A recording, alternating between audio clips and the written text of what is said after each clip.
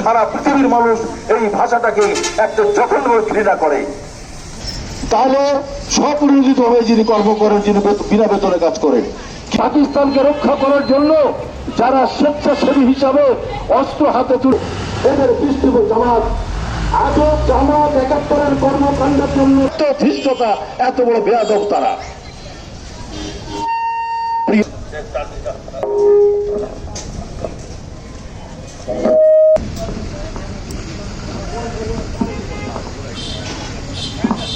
মিশরে আছে স্বাধীনতার পতাকা।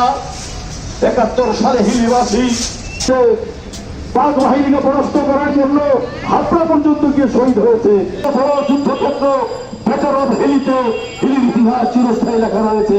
তাদের রক্তে রঞ্জিত স্বাধীনতা পতাকা এর অক্ষুণ্ণ রাখতে হবে। এই স্বাধীনতা বিরোধী চক্রান্ত আজকে ছাত্র কোটা আন্দোলন নামে কিসের কোটা